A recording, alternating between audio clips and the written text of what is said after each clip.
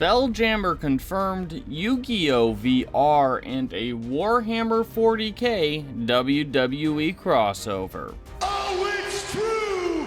It's damn true! Welcome to Tabletop News Tuesday, our first news rundown of the week.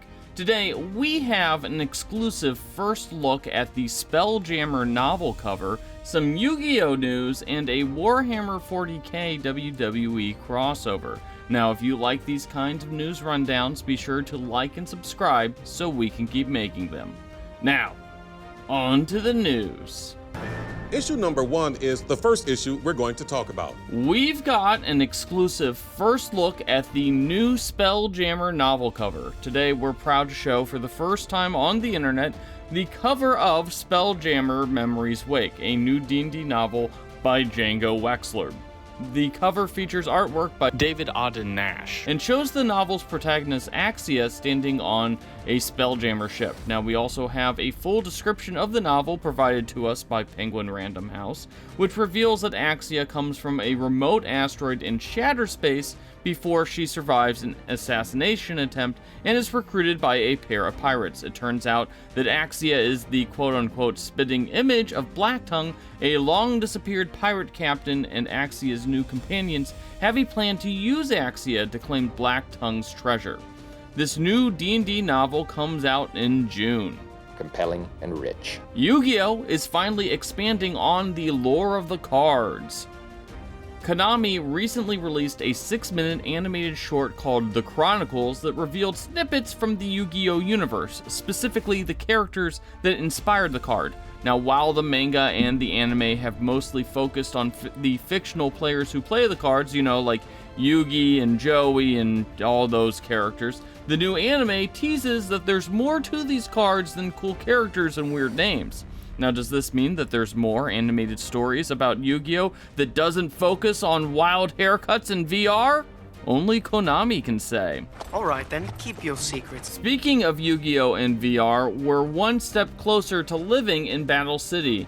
Konami also teased a Yu-Gi-Oh! VR game during a 25th anniversary event held last weekend. The demo showed Seto Kaiba, you know, the guy with the blue eyes, white dragons, and the inferiority complex, leading players through a short duel. The demo featured characters like the aforementioned blue-eye white dragon and the dark magician girl, and looks pretty awesome for a VR game.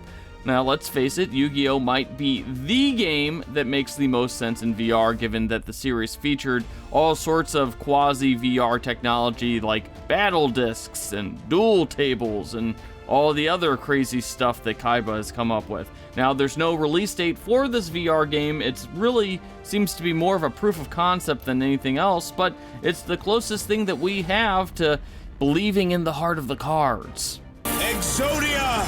Obliterate!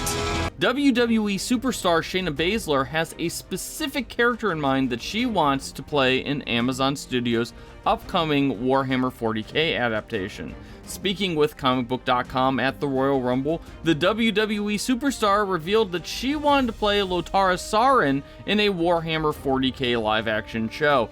I think when it comes to Henry Cavill having me in a series, there's an opportunity for a badass Lotara Sarin, who was the ship mistress of World Eaters. She killed a chaos. She killed a space marine, a human female. It's pretty awesome. I think I'm pretty badass. I think I could play that role. Now, Lotara was the commander of the Conqueror, the flagship of the World Eaters, and remained loyal to the World Eaters when they betrayed the Imperium of Mankind during that whole Horus Heresy thing. Now, in the interview, Baszler actually mentioned a rose watered with blood, a story where Sarin orchestrated the eradication of members of the World Eaters who were attempting to flee the Conqueror. Now, of course, Sarin, like most other Warhammer 40k characters, had a tragic end, as she became fused to the ship and now lives in kind of a state of undeath, and basically is pretty crazy. She acts as if the Conqueror is still carrying out its duties during the Horus Heresy while acting as a machine wraith, which is pretty freaking cool. Also, hey, that is one heck of a fantastic deep dive by Shayna Baszler, and it also seems to be a perfect character for her to portray when Warhammer 40k eventually hits your television. But I want it now! And finally, the cast of Critical Role is coming to Emerald City. The full cast is coming to Emerald City Comic-Con on Saturday and Sunday for their first convention appearance of the year. Now, the cast will have a fireside chat and a QA panel, plus the usual autographs and photo op sessions.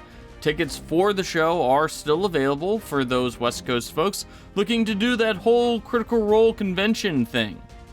That's all the news that we have for today. Let us know what your favorite story was in the comment section, and don't forget to hit those like and subscribe buttons.